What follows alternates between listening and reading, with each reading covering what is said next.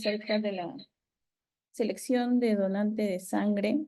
La que les habla es la médico residente de segundo año de patología clínica del Hospital Nacional Daniel Alcides Carrión.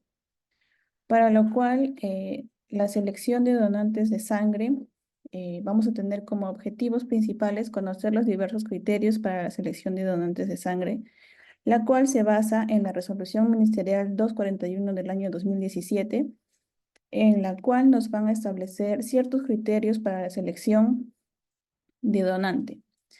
Esta es una guía técnica para la selección del donante de sangre humana y hemocomponentes.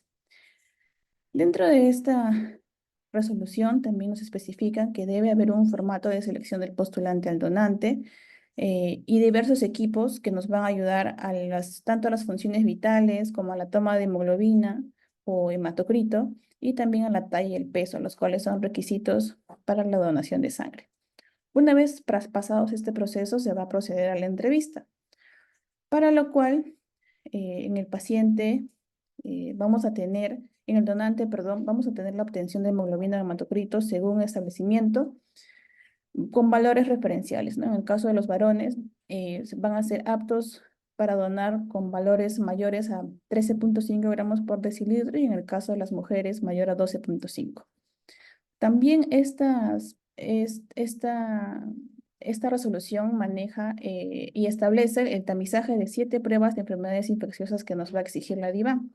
Dentro de ellas está la prueba de tamizaje para VIH-1 y 2, hepatitis B, tanto antígeno de superficie como el anticore, el anticuerpos contra la hepatitis C, HTLV-1 y 2, Chagas y sífilis. Estas son las 7 enfermedades infecciosas que son obligadas a tamizar cada establecimiento que tiene banco de sangre.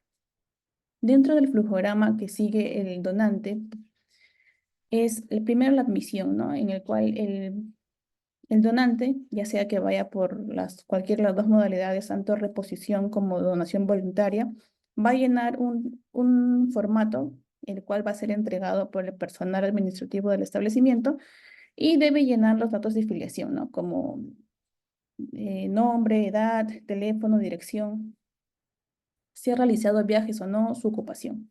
Luego va a pasar a una entrevista y luego va a pasar a un dosaje de laboratorio donde se van a tamizar lo que manifesté hace rato, las 7 enfermedades infecciosas, ¿no? Una vez esto, el paquete, el hemocomponente ya es apto y es codificado bajo verificación de un código que otorga el PRONAE Basensi. Dentro de los requisitos que también menciona esta resolución ministerial, especifica que el requisito indispensable para donar es el DNI y que la edad debe ser de 18 a 60 años, pero también pueden donar de 60 a 65 años bajo evaluación médica o con antecedentes de haber donado anteriormente. Dentro del examen físico, el donante debe pesar más de 50 kilos porque eso equivale a una volemia de 3.500 mililitros aproximadamente. Deben ser tomadas sus funciones vitales, no superar valores de 140/90. Frecuencia cardíaca dentro de los valores normales, temperaturas igual, porque si el paciente acude con un proceso infeccioso, esto nos va a llevar a un aumento de leucocitos en sí. Y eso no se puede aceptar para ser donante de sangre. También está bajo el examen físico la inspección de brazos con unas venas que sean notorias y como manifestaba la hemoglobina en mujeres 12.5 o el hematocrito mayor a 38% y en varones de 13.5 gramos por decilitro o hematocrito mayor a 40.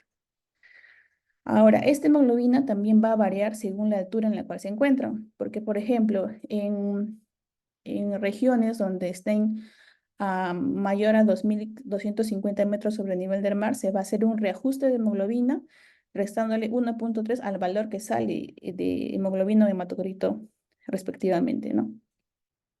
Ahora, dentro de esta entrevista que se va a llevar a cabo el personal que esté asignado al área en ese momento al donante, este es un formato del Hospital Carrión, en el cual vienen establecidas ciertas preguntas que van a incluir desde su estado de salud si sufre alguna enfermedad, si ha tomado algún medicamento, si ha viajado, tiene tatuajes o si ha hecho piercing o algún procedimiento, hasta preguntas que puedan involucrar como en el caso de las mujeres, fecha de última regla, si está gestando, y también preguntas acerca de su orientación sexual, de su actividad sexual, de si se ha hecho anteriormente pruebas de descartes de VIH, ¿no? Todas estas preguntas son importantes porque nos van a conllevar a una selección óptima del donante. Ahora, dentro de esto también menciona si el paciente o el donante ha realizado una donación antes, ¿no? Si mayormente el varón puede donar 4 veces al año y la mujer 3 veces al año.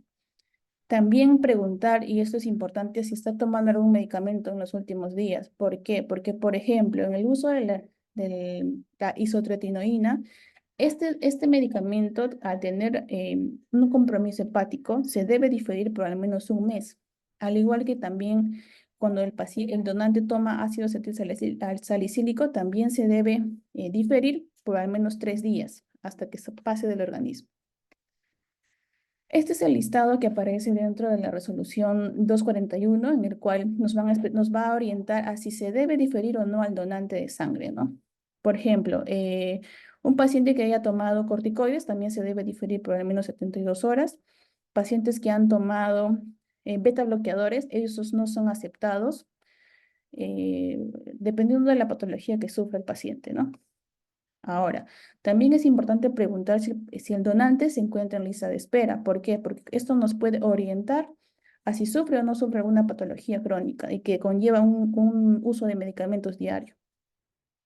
Por ejemplo, si el donante sufre alguna de estas enfermedades que se ve aquí, como ACV, como si sufre alcoholismo crónico o cirrosis hepática, estos donantes sí quedan excluidos totalmente, no pueden donar. Preguntar si se encuentra bien de salud, como para reforzar si tiene alguna cita pendiente con el médico, o se encuentra mal, o está yendo a donar no voluntariamente. Es importante hacer todas estas preguntas, ¿no? También preguntar si en las últimas 24 horas va a realizar alguna actividad peligrosa, porque se ha visto que en donantes, los cuales son sometidos a estrés o tienen guardias nocturnas o van a trabajar después de la donación, tienen un mayor cansancio, ¿no? Porque en sí la donación nos extraen alrededor de 450 mililitros y por ende necesita un reposo todavía post donación. Preguntar si en las 2 últimas semanas ha tenido malestar general, fiebre, tos, algún síntoma que conlleve algún diagnóstico de tipo COVID, ¿no? En el año 2022 se actualizó esta resolución después de la pandemia con diversos criterios, ¿no? Pacientes que han tenido COVID y que han estado asintomáticos, su tiempo para diferir eran 15 días. Y en pacientes en los cuales han tenido COVID y han estado eh, sin síntomas, sin criterios de severidad, también se les difería 15 días para poder donar. También preguntar al donante si ha tenido alguna evaluación odontológica o algún tratamiento, porque si el donante ha tenido una limpieza, se debe diferir al menos 3 días, ya que es un procedimiento un poco invasivo. Si ha tenido una extracción dental, una endodoncia o algún implante, se deben diferir igualmente 7 días al donante. También preguntar si ha recibido alguna vacuna, ya que, por ejemplo, en el caso de COVID, se debe diferir un mes después de la vacuna de COVID. Esta es la actualización que se hizo acerca de la vacuna con la resolución ministerial 212 del año 2022, en la cual se actualizó más que nada por el tema de COVID. También preguntar si el paciente ha tenido contacto en algún momento con alguna enfermedad contagiosa, tanto sea sarampión, rubiola, varicela, se debe diferir un mes. Y esto sí es importante. Si el paciente ha tenido un tatuaje reciente y no ha pasado más de un año, no puede donar. Pero si en caso ya pasó más de un año, puede donar, no, sin problema. Al igual que los piercing o actualmente los métodos invasivos para tratamientos cosmetológicos, también se debe diferir un año. En cuanto haya tenido alguna cirugía no complicada, se puede diferir 6 meses y en una complicada o que haya estado asociada a una transfusión, se debe diferir un año. Si el paciente ha sido sometido a una endoscopía alta o baja, se debe diferir 6 semanas. Luego de ese periodo de tiempo, puede donar.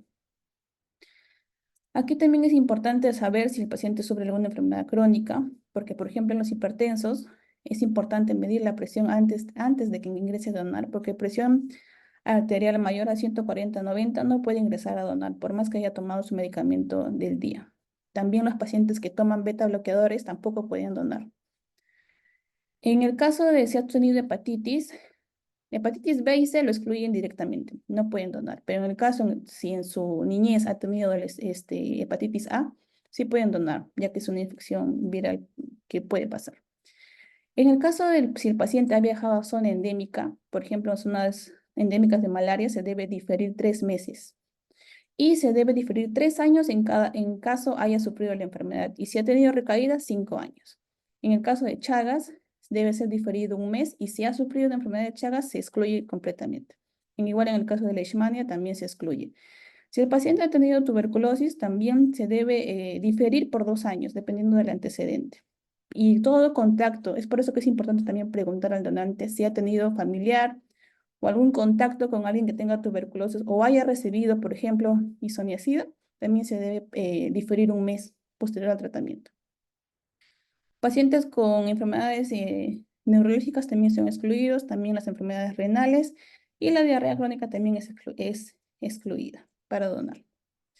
Estos son algunos cuadros de distribución acerca de las zonas endémicas, por ejemplo, para malaria o para Chagas, en el cual, como mencionaba, para Chagas es una exclusión definitiva, pues, ¿no? A comparación de malaria, que en el caso si ha habido permanencia o ha viajado a alguna zona, se debe diferir 3 meses. Y si ha sufrido la enfermedad, 3 años. En el caso, como mencionaba, del caso de si el paciente es hipertenso, es importante medir la presión arterial y se excluye si en caso toman beta bloqueadores. En el caso de pacientes con epilepsia, se debe diferir 3 años cuando ya no tienen síntomas de tratamiento anterior. En el caso de la diabetes, se excluye a todo paciente insulino dependiente, se excluye. Y a los pacientes que toman corticoides, se excluye 1 semana. En el caso si la donante es mujer, hay que verificar la fecha de última regla y diferir 12 meses después del parto. Una vez que deja de lactar, también se difiere 6 meses después de la lactancia. Hay que identificar, esto sí es importante, los factores de riesgo del donante, ya que pacientes que tienen alguna sospecha o están indecisos durante la entrevista, se debe excluir diferir temporalmente. En el caso si ha tenido hepatitis B o C, se excluyen estos pacientes definitivamente. Si ha consumido drogas, se difiere por 1 año, pero si han sido endovenosos estas drogas, también se excluyen completamente. Esto es acerca de la conducta sexual de riesgo, también es un tema que debe ser tocado delicadamente con el donante, en el cual, por ejemplo, si esta persona ha tenido más de 2 parejas sexuales en 1 año, se difiere por 1 año. Y se debe tener en cuenta el tiempo con su última pareja sexual, el último contacto sexual, si ha sido 6 meses, menor a 6 meses, no puede donar, ya que existe el periodo de ventana en el cual las enfermedades infecciosas contagiosas no se manifiestan en el organismo del donante y tienen que pasar exactamente 6 meses para que se puedan manifestar y ser detectados por las pruebas que se usan en las pruebas pretransfusionales, ¿no? Si alguna vez ha sido o ha pagado por tener relaciones sexuales o ha estado con otra persona, también se excluye. Si este paciente se ha hecho una prueba de VIH y ha salido positivo, se excluye completamente. Pero si este paciente se ha tamizado para VIH por tema laboral, por temas de haber sido gestante, no, eso no se excluye. Más solamente se excluye en el caso haya sido afirmativo. Si ha convivido o ha mantenido relaciones con personas infectadas con hepatitis, se difiere 12 meses, siempre y cuando el origen sea incierto, o sea, que no sepa que la pareja anterior ha tenido hepatitis.